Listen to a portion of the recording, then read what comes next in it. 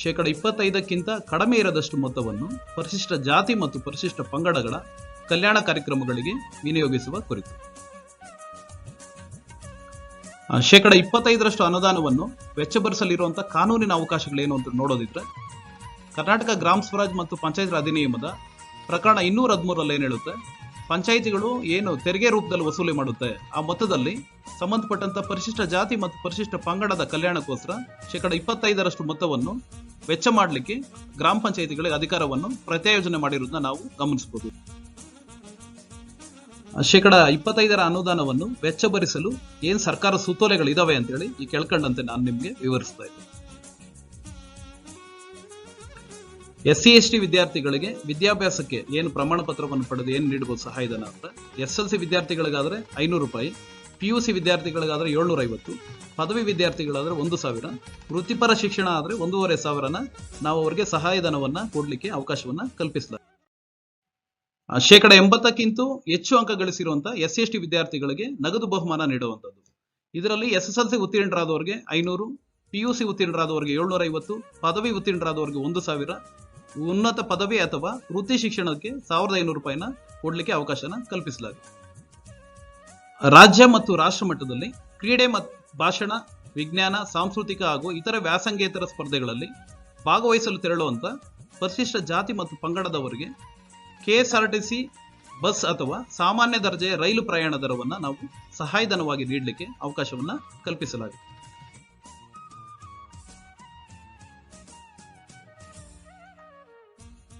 ಪರಿಶಿಷ್ಟ ಜಾತಿ ಪರಿಶಿಷ್ಟ ಪಂಗಡದ ಹೊಸದಾಗಿ ಕಾನೂನು ಪದವಿ ಮುಕ್ತಾಯಗೊಳಿಸಿರುವ ವಕೀಲರಿಗೆ ಒಂದು ಬಾರಿ ಕಾನೂನಿನ ಪುಸ್ತಕಗಳನ್ನ ಖರೀದಿ ಮಾಡಲಿಕ್ಕೆ 5,000 ಸಹಾಯಧನವನ್ನು ನೀಡಲಿಕ್ಕೆ ಅವಕಾಶವನ್ನ ಕಲ್ಪಿಸಲಾಗಿದೆ.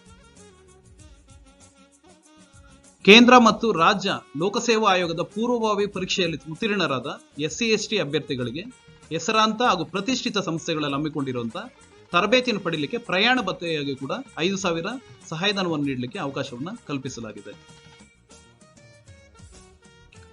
ದೃಷ್ಟಿದೋಷದಿಂದ ಬಳಲುತ್ತಿರುವಂತಹ SC/ST ಫಲಾನುಭವಿಗಳಿಗೆ ಅವರ ಚಿಕಿತ್ಸೆ ಮತ್ತು ಕನ್ನಡಕ ವೆಚ್ಚವಾಗಿ 5,000 ಆರ್ಥಿಕ ನೆರವನ್ನು ನೀಡಲಿಕ್ಕೆ ಅವಕಾಶವನ್ನ ಕಲ್ಪಿಸಲಾಗಿದೆ.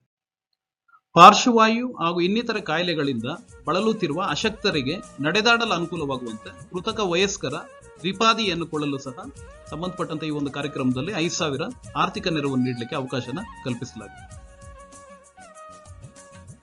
ಪರಿಶಿಷ್ಟ ಜಾತಿ ಮತ್ತು ಪರಿಶಿಷ್ಟ ಪಂಗಡದ ಅಂಗಗಳನ್ನು ಕಳೆದುಕೊಂಡ ರೋಗಿಗಳಿಗೆ ಅಗತ್ಯ ದಾಖಲೆಗಳನ್ನು ಪಡೆದು ಕೃತಕ ಅಂಗ ಜೋಡಣೆಗೆ ಸಹಾಯಧನವಾಗಿ ಕೂಡ 5,000 ನೀಡಲಿಕ್ಕೆ ಅವಕಾಶನ ಕಲ್ಪಿಸಲಾಗಿದೆ. ದೀರ್ಘಕಾಲ ಕಾಯಿಲೆಯಿಂದ ಬಳಲ್ತಾ ಇರುವಂತವರು ಸರ್ಕಾರಿ ವೈದ್ಯರಿಂದ ಪಡೆದ ವೈದ್ಯಕೀಯ ಪ್ರಮಾಣ ಪತ್ರದ ಆಧಾರದ ಮೇಲೆ 5,000 ಸಹಾಯಧನಕ್ಕೆ ಅಂದ್ರೆ ಮುಂದಿನ ಚಿಕಿತ್ಸೆಗೆ ಸಹಾಯಧನಕ್ಕೆ ಕೊಡಲಿಕ್ಕೆ ಗ್ರಾಮ ಪಂಚಾಯತಿಗಳಿಗೆ ಅವಕಾಶನ ಕಲ್ಪಿಸಲಾಗಿದೆ. SC/ST ಸಮುದಾಯದವರು ತಮ್ಮ ಕುಲಕಸಬು ಅಥವಾ ಇತರ ಯಾವುದನ್ನ ಉಪಕಸಬು ಮಾಡ್ತಾ ಇದ್ರೆ ಆ ಸಂಬಂಧಪಟ್ಟಂತ ಸಾಮಗ್ರಿಗಳನ್ನ ಖರೀದಿ ಮಾಡಲಿಕ್ಕೆ 5,000 ಆರ್ಥಿಕ ನೆರವು ನೀಡಲಿಕ್ಕೆ ಗ್ರಾಮ ಪಂಚಾಯತ್ಗಳಿಗೆ ಅವಕಾಶನ ನೀಡಲಾಗಿದೆ. ಬ್ಯಾಂಕ್ ಸಾಲದ ನೆರವಿನಿಂದ ಹೊಸದಾಗಿ ಸಣ್ಣ ವ್ಯಾಪಾರ ಮಾಡುವಂತ SC/ST ಫಲಾನುಭವಿಗಳಿಗೆ ಬ್ಯಾಂಕ್ ಲೋನ್ ಜೊತೆಯಲ್ಲಿ ಹೊಂದಾಣಿಕೆ ಮೊತ್ತವಾಗಿ 5,000 ಸಹಾಯಧನವನ್ನು ನೀಡಲಿಕ್ಕೆ ಗ್ರಾಮ ಪಂಚಾಯತಿಗೆ ಅವಕಾಶವಿದೆ. ಸ್ವಂತ ಉದ್ಯಮ ಪ್ರಾರಂಭಿಸುವ SC/ST ಫಲಾನುಭವಿಗಳು ಅಂಗಡಿ ಶೆಡ್ ನ ಖರೀದಿ ಮಾಡಲಿಕ್ಕೆ ಗರಿಷ್ಠ 5,000 ತನಕ ಸಹಾಯಧನ ನೀಡಲಿಕ್ಕೆ ಗ್ರಾಮ ಪಂಚಾಯತಿಗೆ ಅವಕಾಶನ ಕಲ್ಪಿಸಲಾಗಿದೆ. ಪರಿಶಿಷ್ಟ ಜಾತಿ ಮತ್ತು ಪರಿಶಿಷ್ಟ ಪಂಗಡದವರು ತಯಾರಿಸಿದ ಉತ್ಪನ್ನಗಳನ್ನು ಪ್ರಚಾರ ಮಾಡಲು ಮಾರಾಟ ಮೇಳ ಅಥವಾ ಪ್ರದರ್ಶನವನ್ನು ಸ್ಥಳೀಯ ಅರ್ಹ ಸ್ವಯಂ ಸೇವಾ ಸಂಸ್ಥೆಗಳು ಏರ್ಪಾಡು ಮಾಡೋದ್ರಲ್ಲಿ ಅವರಿಗೆ ಸಹಾಯಧನವಾಗಿ 5,000 ನೀಡಲಿಕ್ಕೂ ಕೂಡ ಗ್ರಾಮ ಪಂಚಾಯತಿಗೆ ಅವಕಾಶವಿರುತ್ತದೆ. ಹೈನುಗಾರಿಕೆ ಮಾಡಲಿಚ್ಛಿಸುವ SC/ST ಫಲಾನುಭವಿಗಳಿಗೆ ಸಂಬಂಧಪಟ್ಟಂತ ಪಶುಸಂಗೋಪನಾ ಇಲಾಖಾ ವತಿಯಿಂದ ಹಸು ಖರೀದಿಸಲು ಇಲಾಖೆಯಿಂದ ನೀಡುವಂತಹ ಸಹಾಯಧನಕ್ಕೆ ಹೊಂದಾಣಿಕೆ ಮೊತ್ತವಾಗಿ ಸಹ 5,000 ನೀಡಲಿಕ್ಕೆ ಗ್ರಾಮ ಪಂಚಾಯತಿಗಳಿಗೆ ಅವಕಾಶನ ಕಲ್ಪಿಸಲಾಗಿದೆ. ಪರಿಶಿಷ್ಟ ಜಾತಿ ಪರಿಶಿಷ್ಟ ಪಂಗಡದ ಕುಟುಂಬಗಳಿಗೆ ಅಡುಗೆ ಅನಿಲ ಸಂಪರ್ಕವನ್ನು ಪಡೆಯಲಿಕ್ಕೆ ವಾಸ್ತವಿಕ ವೆಚ್ಚಗಳು ಏನಿರುತ್ತೋ ಆ ವಾಸ್ತವಿಕ ವೆಚ್ಚಗಳನ್ನು ಕೂಡ ನೀಡಲಿಕ್ಕೆ ಅವಕಾಶನ ಕಲ್ಪಿಸಲಾಗಿದೆ. ಬಡತನ ರೇಖೆಗಿಂತ ಕೆಳಗಿರುವ SC/ST ಫಲಾನುಭವಿಗಳಿಗೆ ವೈಯಕ್ತಿಕ ಫಲಾನುಭವಿ ಪ್ರಯೋಜನಕ್ಕಾಗಿ ಸೋಲಾರ್ ಲ್ಯಾಟಿನ್ ನೀಡಬಹುದು ಅಥವಾ ಸಮುದಾಯದ ಅಭಿವೃದ್ಧಿಗಾಗಿ ಸಂಬಂಧಪಟ್ಟಂತ ಕಾಲೋನಿಗಳಲ್ಲಿ ಸೋಲಾರ್ ಬೀದಿ ದೀಪಗಳನ್ನ 25% ಅನುದಾನದಲ್ಲಿ ಹಾಕೋದ್ರ ಮೂಲಕ ಆ ಸಂಬಂಧಪಟ್ಟಂತ ಸಮುದಾಯದ ಅಭಿವೃದ್ಧಿಗೆ ಶ್ರಮಿಸಲಿಕ್ಕೂ ಸಹ ಈ 25% ಅನುದಾನದಲ್ಲಿ ಅವಕಾಶನ ಮಾರ್ಗಸೂಚಿಗಳಲ್ಲಿ ನೀಡಲಾಗಿದೆ. ಪರಿಶಿಷ್ಟ ಜಾತಿ ಪರಿಶಿಷ್ಟ ಪಂಗಡದ ಕಾಲೋನಿಗಳಲ್ಲಿ ಯಾವುದಾದ್ರೂ ಅರ್ಹ ಸ್ವಯಂ ಸೇವಾ ಸಂಸ್ಥೆ ಆರೋಗ್ಯ ಶಿಬಿರ ಅಥವಾ ನೈರ್ಮಲ್ಯ ಶಿಬಿರಗಳನ್ನ ಹಮ್ಮಿಕೊಳ್ತಾರೆ ಅಂದ್ರೆ ಅವರಿಗೆ 5,000 ಸಹಾಯಧನವಾಗಿ ಆ ಕಾರ್ಯಕ್ರಮ ನಡೆಸಲಿಕ್ಕೆ 5,000 ಸಹಾಯಧನವಾಗಿ ನೀಡಲಿಕ್ಕೂ ಕೂಡ ಈ ಒಂದು ಕಾರ್ಯಕ್ರಮದಲ್ಲಿ ಅವಕಾಶನ ನೀಡಲಾಗಿದೆ. ಪರಿಶಿಷ್ಟ ಜಾತಿ ಮತ್ತು ಪರಿಶಿಷ್ಟ ಪಂಗಡದ ಕಾಲೋನಿಗಳಲ್ಲಿ ಕಾನೂನು ಅರಿವು ಕಾರ್ಯಕ್ರಮಗಳನ್ನು ಹಮ್ಮಿಕೊಳ್ಳುವಂತ ಕಾನೂನು ನೆರವು ಸಂಸ್ಥೆಗಳಿಗೆ 5,000 ಸಹಾಯಧನವನ್ನು ನೀಡಲಿಕ್ಕೂ ಸಹ ಅವಕಾಶವನ್ನ ಕಲ್ಪಿಸಲಾಗಿದೆ.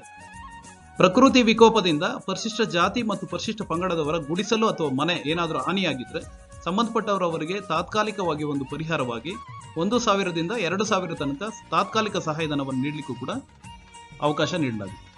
ಪರಿಶಿಷ್ಟ ಜಾತಿ ಮತ್ತು ಪರಿಶಿಷ್ಟ ಪಂಗಡದವರ ಹೆಣ್ಣು ಮಕ್ಕಳ ಸರಳ ಮದುವೆಗೆ ಸಹಾಯಧನವಾಗಿ ಸಹ 5,000 ನೀಡಲಿಕ್ಕೆ ಗ್ರಾಮ ಪಂಚಾಯತಿಗಳಿಗೆ ಅವಕಾಶನ ನೀಡಲಾಗಿದೆ. ಪರಿಶಿಷ್ಟ ಜಾತಿ ಮತ್ತು ಪರಿಶಿಷ್ಟ ಪಂಗಡದವರ ಶವ ಸಂಸ್ಕಾರಕ್ಕಾಗಿ ಅಂತಿಮ ಕಾರ್ಯಗಳನ್ನು ಕೈಗೊಳ್ಳಲಿಕ್ಕೆ 5,000 ಸಹಾಯಧನ ನೀಡಲಿಕ್ಕೆ ಅವಕಾಶನ ನೀಡಲಾಗಿದೆ.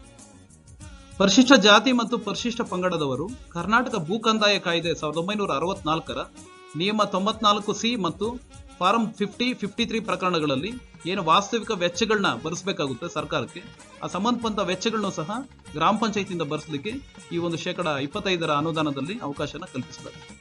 ಪರಿಶಿಷ್ಟ ಜಾತಿ ಮತ್ತು ಪರಿಶಿಷ್ಟ ಪಂಗಡದ ವಿದ್ಯಾರ್ಥಿಗಳಿಗೆ ರೀಡಿಂಗ್ ಟೇಬಲ್, ಹೆಚ್ಚುವರಿ ಸಂವತ್ಸರ, ಬ್ಯಾಗ್ ಮತ್ತು ಕೊಡೆ ಇತ್ಯಾದಿಗಳನ್ನ ಖರೀದಿ ಮಾಡಲಿಕ್ಕೆ ಸಹಾಯಧನ ನೀಡಲಿಕ್ಕೂ ಕೂಡ ಅವಕಾಶ ಕೊಟ್ಟಿದ್ದಾರೆ.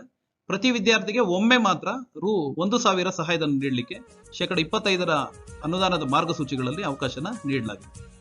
ಪರಿಶಿಷ್ಟ ಜಾತಿ ಮತ್ತು ಪರಿಶಿಷ್ಟ ಪಂಗಡದವರು ರಸ್ತೆ ಮತ್ತು ಇನ್ನಿತರೆ ಏನಾದರೂ ಅಪಘಾತಕ್ಕೆ ಒಳಗಾಗಿದ್ರೆ ಆ ಸಂಬಂಧಪಟ್ಟ ಪ್ರಕರಣಗಳಲ್ಲಿ ಚಿಕಿತ್ಸೆಗೆ ಸಹಾಯಧನವಾಗಿ 5,000 ನೀಡಲಿಕ್ಕೆ ಅವಕಾಶನ ನೀಡಲಾಗಿದೆ. ದೀರ್ಘಕಾಲದ ಕಾಯಿಲೆಯಿಂದ ಬಳಲ್ತಾ ಇರುವಂತ SC/ST ಫಲಾನುಭವಿಗಳು ಸಂಬಂಧಪಟ್ಟಂತ ಸಕಾರಣ ಇದ್ದು ಗೌರ್ಮೆಂಟ್ ಹಾಸ್ಪಿಟಲ್ ಅಲ್ಲದಂಗೆ ಸರ್ಕಾರೇತರ ಆಸ್ಪತ್ರೆಯಲ್ಲಿ ಚಿಕಿತ್ಸೆಗೆ ದಾಖಲಾಗಿದ್ರೆ ಸಂಬಂಧಪಟ್ಟಂತ ಪ್ರಕರಣದಲ್ಲೂ ಕೂಡ ಗ್ರಾಮ ಪಂಚಾಯಿತಿ ಅವರಿಗೆ 3,000 ಸಹಾಯಧನ ನೀಡಲಿಕ್ಕೆ ಅವಕಾಶನ ಕಲ್ಪಿಸಲಾಗಿದೆ. ಪರಿಶಿಷ್ಟ ಜಾತಿ ಮತ್ತು ಪರಿಶಿಷ್ಟ ಪಂಗಡದವರು ಸ್ವಂತ ಮನೆ ನಿರ್ಮಿಸಿಕೊಂಡಿದ್ರೆ ಅಥವಾ ಸರ್ಕಾರದ ವಿವಿಧ ಯೋಜನೆ ನಿರ್ಮಿಸಿದ್ರೆ ಮನೆ ದುರಸ್ತಿಗಾಗಿ 15,000 ಸಹಾಯಧನವನ್ನು ನೀಡಲಿಕ್ಕೆ ಅವಕಾಶ ಕಲ್ಪಿಸಲಾಗಿದೆ. ಆದ್ರೆ ನಾವಿಲ್ಲಿ ಗಮನಿಸಬೇಕಾಗಿರುವಂತ ಅಂಶ, ಮನೆ ನಿರ್ಮಾಣ ಮಾಡಿ ಕನಿಷ್ಠ 10 ವರ್ಷ ಆಗಿದ್ರೆ ಮಾತ್ರ ಈ ಒಂದು 15,000 ಸಹಾಯಧನನ ಮನೆ ದುರಸ್ತಿಗೋಸ್ಕರ ನೀಡಲಿಕ್ಕೆ ಅವಕಾಶನ ನೀಡಲಾಗಿದೆ. ಪರಿಶಿಷ್ಟ ಜಾತಿ ಮತ್ತು ಪರಿಶಿಷ್ಟ ಪಂಗಡದವರು ವಿದ್ಯುತ್ ಸಂಪರ್ಕವನ್ನು ಭಾಗ್ಯ ಜ್ಯೋತಿ, ಕುಟೀರ ಜ್ಯೋತಿ ಇತರೆ ಸರ್ಕಾರಿ ಕಾರ್ಯಕ್ರಮಗಳಡಿ ಒಂದೇ ಒಂದು ಪಾಯಿಂಟ್ ಮಾತ್ರ ಪಡೆದಿದ್ದು ಅದನ್ನ ಹೆಚ್ಚುವರಿಯಾಗಿ ವಿಸ್ತರಣೆ ಮಾಡುವಂತ ಸಂದರ್ಭದಲ್ಲಿ ಅವರಿಗೆ ರು 4,000 ಸಹಾಯಧನವಾಗಿ ನೀಡಲಿಕ್ಕೂ ಸಹ ಅವಕಾಶವನ್ನ ನೀಡಲಾಗಿದೆ. ಪರಿಶಿಷ್ಟ ಜಾತಿ ಮತ್ತು ಪರಿಶಿಷ್ಟ ಪಂಗಡದವರು ನಳನೀರು ಸಂಪರ್ಕ ಪಡೆಯಲು ಅಥವಾ ನಳನೀರು ಸಂಪರ್ಕಕ್ಕೆ ಮೀಟರ್ ಅಳವಡಿಕೆಗೆ ವಾಸ್ತವಿಕ ಠೇವಣಿ ಏನಿರುತ್ತೆ ಅದಕ್ಕೆ 1,000 ಸಹಾಯಧನವನ್ನು ಗ್ರಾಮ ಪಂಚಾಯತಿಯಿಂದ ನೀಡಲಿಕ್ಕೆ ಅವಕಾಶನ ನೀಡಲಾಗಿದೆ. ಗ್ರಾಮ ಪಂಚಾಯತಿ ವ್ಯಾಪ್ತಿಯಲ್ಲಿ ಪರಿಶಿಷ್ಟ ಜಾತಿ ಪರಿಶಿಷ್ಟ ಪಂಗಡದವರು ಈ ಹಿಂದೆ ರು 2,500ಕ್ಕಿಂತ ಕಡಿಮೆ ಸಹಾಯಧನ ಪಡೆದುಕೊಂಡು ಶೌಚಾಲಯ ನಿರ್ಮಾಣ ಮಾಡಿದ್ರೆ ಅವರಿಗೆ ರು 5,000ದಲ್ಲಿ ದುರಸ್ತಿ ಬಂದಿರುವಂತಹ ಶೌಚಾಲಯನ ದುರಸ್ತಿ ಮಾಡಿಕೊಳ್ಳಿಕ್ಕೆ ಸಹಾಯಧನವಾಗಿ ನೀಡಲಿಕ್ಕೆ ಗ್ರಾಮ ಪಂಚಾಯತಿಗೆ ಅವಕಾಶವನ್ನ ನೀಡಲಾಗಿದೆ. ಸರ್ಕಾರದಿಂದ ನೀಡುವ ಉಚಿತ ಲಸಿಕೆಗಳನ್ನು ಹೊರತಾಗಿ ಪರಿಶಿಷ್ಟ ಜಾತಿ ಮತ್ತು ಪರಿಶಿಷ್ಟ ಪಂಗಡದ ಮಕ್ಕಳಿಗೆ ಲಸಿಕೆ ಹಾಕಲು ಏನಾದರೂ ಇತ್ತು ಅಂದ್ರೆ ಅದಕ್ಕೆ ವಾಸ್ತವಿಕ ವೆಚ್ಚಗಳು ಏನಿರುತ್ತೆ ಅದನ್ನ ಪಾವತಿ ಮಾಡಲಿಕ್ಕೆ ಗ್ರಾಮ ಪಂಚಾಯತಿಗೆ ಅವಕಾಶನ ನೀಡಲಾಗಿದೆ. ವೈದ್ಯಕೀಯ, ನರ್ಸಿಂಗ್, ಇಂಜಿನಿಯರಿಂಗ್, MBA ವೃತ್ತಿಪರ ಶಿಕ್ಷಣ, ಪದವಿ, ಸ್ನಾತಕೋತ್ತರ ವ್ಯಾಸಂಗ ಮಾಡ್ತಾ ಇರುವಂತ SC/ST ಫಲಾನುಭವಿಗಳಿಗೆ ಗರಿಷ್ಠ ಸಹಾಯಧನ ಎಷ್ಟು ಕೊಡುವುದು ಅಂದ್ರೆ ರು 25,000 ತನಕ ಅವರಿಗೆ ಗರಿಷ್ಠ ಸಹಾಯಧನನ ಅವರ ವಿದ್ಯಾಭ್ಯಾಸಕ್ಕೋಸ್ಕರ ವ್ಯಾಸಂಗಕ್ಕೋಸ್ಕರ ನೀಡಲಿಕ್ಕೆ ಅವಕಾಶನ ನೀಡಲಾಗಿದೆ. ತಾಂತ್ರಿಕ ಮತ್ತು ವೈದ್ಯಕೀಯ ಶಿಕ್ಷಣ ವ್ಯಾಸಂಗ ಮಾಡ್ತಾ ಇರುವಂತ SC/ST ಫಲಾನುಭವಿಗಳಿಗೆ ಅನುಕೂಲ ಆಗಲಿ ಅಂತ ಲ್ಯಾಪ್ಟಾಪ್ ನೀಡಲಿಕ್ಕೂ ಕೂಡ ಗ್ರಾಮ ಪಂಚಾಯತಿಗೆ ಈ 25% ಅನುದಾನದಲ್ಲಿ ವೆಚ್ಚ ಭರಿಸಲಿಕ್ಕೆ ಅವಕಾಶನ ನೀಡಲಾಗಿದೆ. ಸರ್ಕಾರ ಹೆಸರಿಸಿದ ಪರಿಶಿಷ್ಟ ಜಾತಿ ಮತ್ತು ಪರಿಶಿಷ್ಟ ಪಂಗಡದವರ ಆರೋಗ್ಯ ಯೋಜನೆಯ ವಾರ್ಷಿಕ ಪ್ರೀಮಿಯಂನ ಸಹಾಯಧನವನ್ನು ವಾಸ್ತವಿಕ ಮೊತ್ತ ಎಷ್ಟಿರುತ್ತೆ ಆ ಮೊತ್ತವನ್ನು ಗ್ರಾಮ ಪಂಚಾಯತಿ ಪಾವತಿ ಮಾಡಲಿಕ್ಕೂ ಕೂಡ ಈ ಒಂದು 25% ಮಾರ್ಗಸೂಚಿಗಳಲ್ಲಿ ಅವಕಾಶನ ನೀಡಲಾಗಿದೆ.